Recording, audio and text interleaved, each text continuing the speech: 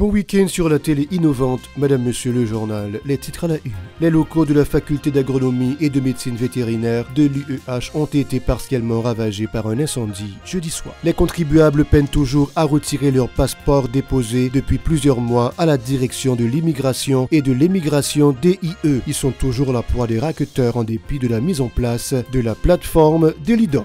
Les transporteurs publics sont très remontés contre les pompistes qui s'adonnent à la vente du carburant à des particuliers. Le ministère de la Santé publique et de la Population a commémoré vendredi la Journée mondiale de la santé, 7 jours après la date officiellement retenue par l'ONU autour du thème « La santé pour tous » lors d'une cérémonie à Pétionville. Les conditions environnementales se détériorent de plus en plus, dans la capitale notamment à Portail-Léogâne, à cause des dégâts provoqués par les pluies diluviennes. Les résidents appellent à l'intervention urgente des autorités. Restez avec nous pour le développement. Si vous jugez que cette vidéo est intéressante, n'hésitez pas à liker et partager la vidéo. Et surtout, n'oubliez pas de vous abonner à cette chaîne et activer la cloche de notification pour ne pas louper aucune de nos vidéos. Madame, Monsieur, de retour, les locaux de la faculté d'agronomie et de médecine vétérinaire de l'UEH ont été partiellement ravagés par un incendie jeudi soir. L'origine du sinistre demeure inconnue. Les laboratoires de microbiologie, de chimie, le département des sciences et de technologie des aliments ont été notamment ravagés par l'incendie. Les chauffeurs de véhicules publics et des conducteurs de taxi-moto sont très remontés contre les pompistes qui s'adonnent à la vente du carburant à des particuliers, une attitude qui rend la situation encore plus compliquée pour les transporteurs obligés de recourir aux trafiquants pour faire le plein d'essence. Les fameux galons jaunes et des drômes sont régulièrement remplis par les responsables alors que les transporteurs font la queue inlassablement dont les pompes ont-ils fustigé. Ils sont au micro de Osée Victorin et Jean-Élie Ladresse.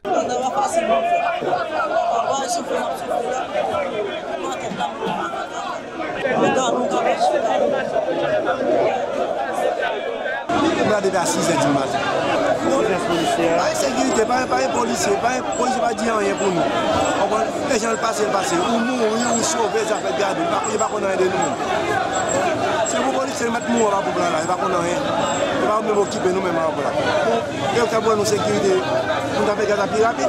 Bon, on va pas arrêter de nous. Et on ne va pas respecter eux. Il faut faire gaz quand même. On va pas faire gaz. Il y a des gens qui ont rien ça. On va la police. On dit que la police. Parce qu'on a la police. On a la police. Par ailleurs, ces gens condamnent le comportement de certains policiers qui font usage de leur influence pour perturber les opérations de vente du carburant aux grandes dames de leur mission qui consiste à protéger et servir. Ces agents ne font pas honneur au pays et à l'institution policière ont reproché ses citoyens. Suivez. L'État va subventionner le gaz.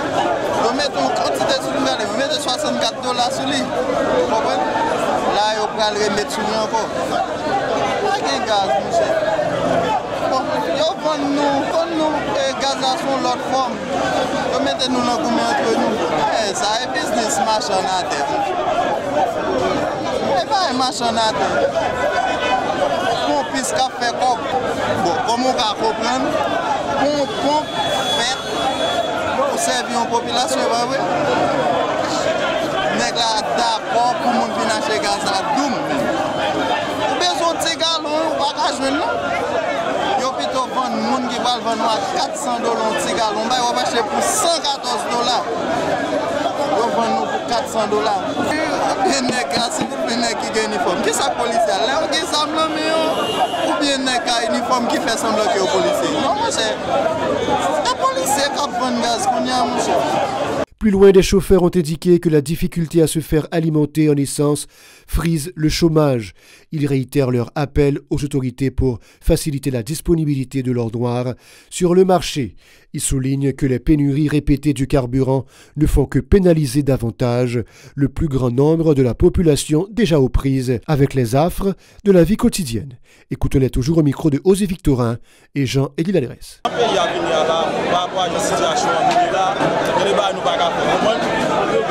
Demander l'État pour mettre une structure pour nous qu'à défendre parce que nous ne pouvons pas gagner ça. Nous ne pouvons pas gagner. Les passagers connaissent comment la situation est.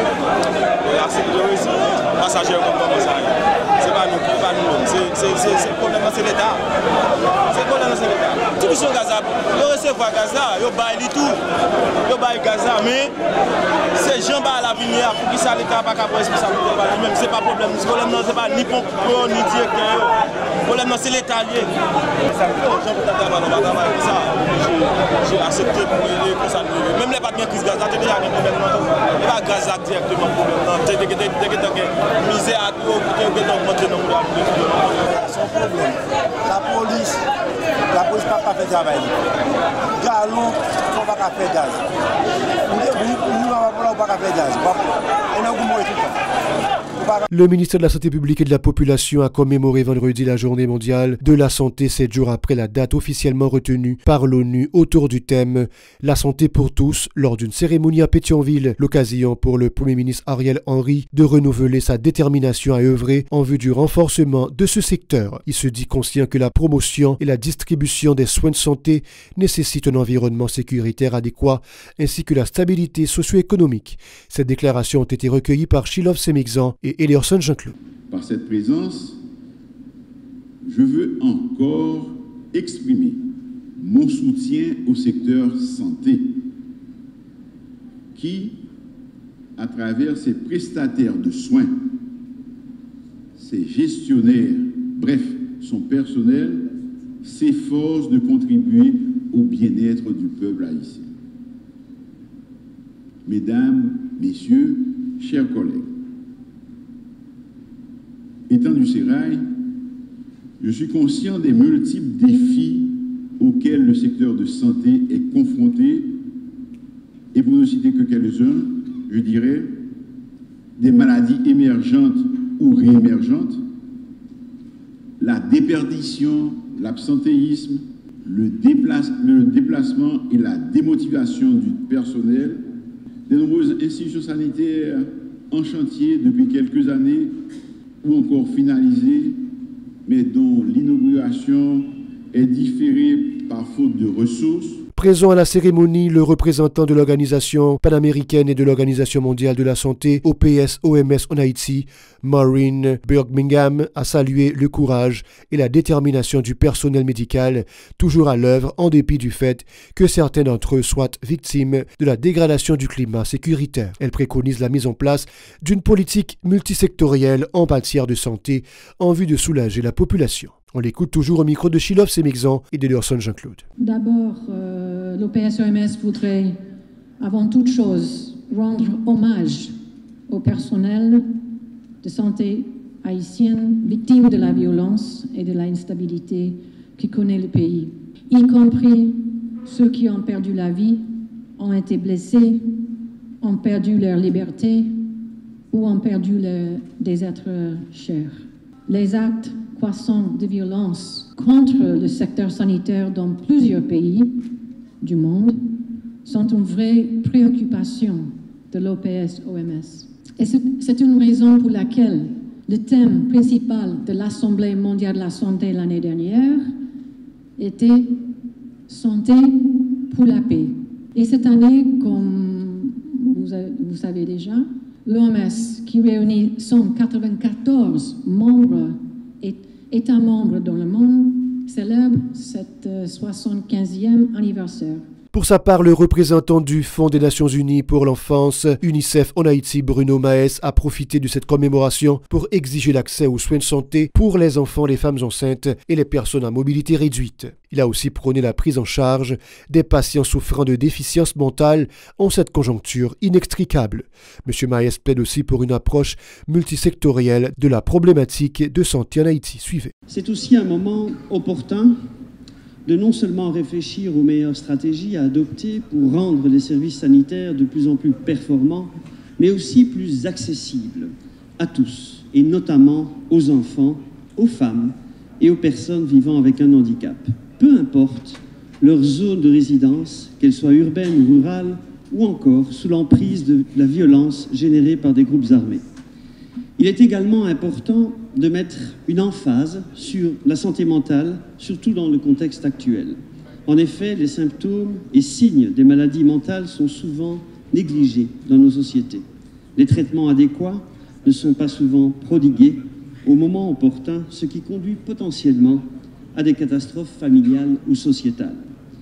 Vu la situation actuelle où plusieurs infrastructures sanitaires font face à des défis de fonctionnement, et ce, combiné à l'impact de l'épidémie du choléra, nous avons besoin de réellement conjuguer plus d'efforts pour faciliter la matérialisation du droit à la santé pour tous et toutes. La circulation automobile et piétonne s'avère extrêmement difficile, voire impossible au niveau de plusieurs artères de la capitale à cause des tonnes de détritus charriés par les dernières averses enregistrées dans le département de l'Ouest. Les résidents sollicitent l'intervention des instances concernées en vue de corriger cette situation. Suivez ce reportage de Véran Arnaud sur des images de Maud Léjean. Les dernières pluies qui se sont abattues sur la capitale ont rendu impraticables certaines rues, notamment au centre-ville. Des tonnes de détritus sont remarquées à Portail-Léogane et ses environs. Des maisons à la rue Magasin de l'État sont remplies d'eau stagnante. Des habitants aux abois tentent de déblayer certains endroits. Nous sommes là et dans la rue Magasin de l'État prolongée, je nous Portail-Léogane là,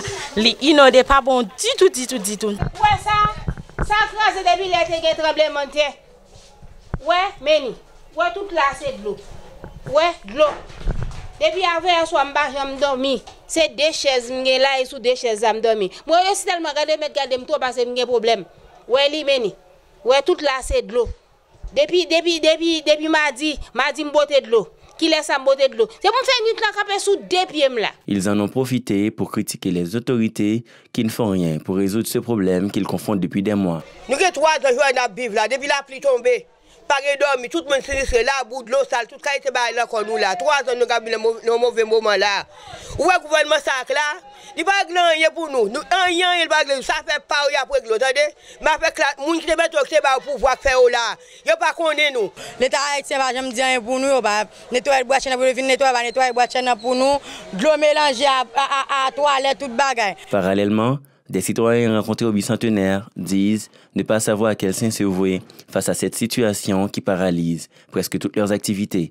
Depuis la pluie, ça lui va dormir pour nous. Depuis avant, il soit nous va dormir. C'est tout quand nous était là. Il n'y a pas qu'on est même sur les justices, nous mettons précis ça, le magistrat, il a toute qualité chef. Il a monté à l'avion, il a parti, il a comment tout notre pays a fonctionné.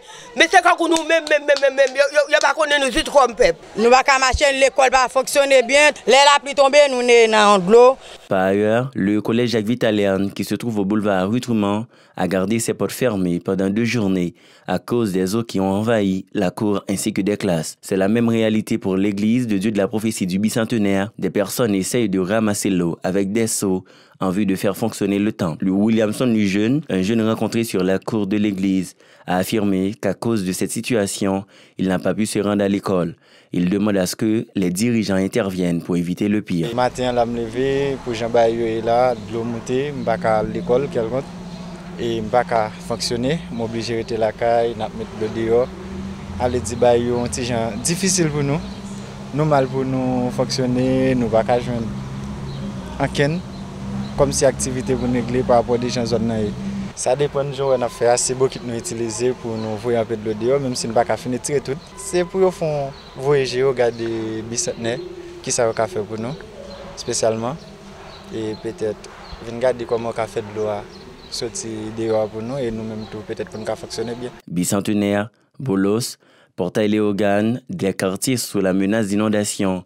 Les résidents appellent à l'aide. Nous avons que pour capable propter pour petit bébé tout pour capable jeune changement de ça. Nous avons propter boîte chaîne puis nous pour de l'eau pas envahir nous encore parce que de l'eau pédé envahir nous. Le ministre des Travaux publics, Rosemont Pradel, a rassuré que 24 000 personnes seront touchées par des travaux à haute intensité de main-d'œuvre pour une période de 6 mois. Les TPTC disposeront d'une enveloppe de 450 millions de gourdes pour la réalisation de ces travaux dont les 10 départements géographiques du pays a fait savoir son titulaire, Rosemont Pradel. Travail d'abord, c'est des travaux de curage, c'est-à-dire c'est nettoyage, canaux de drainage qui en a pays. Objectif projet ça, c'est arriver faire beaucoup plus de personnes bénéficier de ça. Vous pourrez gagner environ 24 000 personnes qui pourront participer dans le programme ça directement Et le programme ça a duré 6 mois que nous divisons en 5 périodes. Nous avons gagné 141 communes que nous avons touchées à travers le pays. Et ça nous donne environ 23 826 personnes qui peuvent toucher directement par programme ça. Programme ça que notre travaux publics là, c'est-à-dire couvert par un montant qui c'est 450 millions de gouttes. Et 450 millions de gouttes là, pour joindre destinataire de façon immédiate et on nous dit sans manquer un centime parce que mon nom après le toucher directement, contrairement à ça que qu'on passé dans le programme IMO passé dans le travaux publics.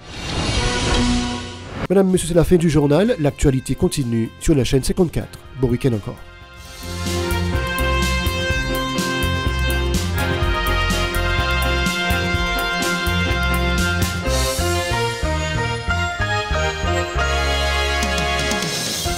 Si vous jugez que cette vidéo est intéressante, n'hésitez pas à liker et partager la vidéo. Et surtout, n'oubliez pas de vous abonner à cette chaîne et activer la cloche de notification pour ne pas louper aucune de nos vidéos.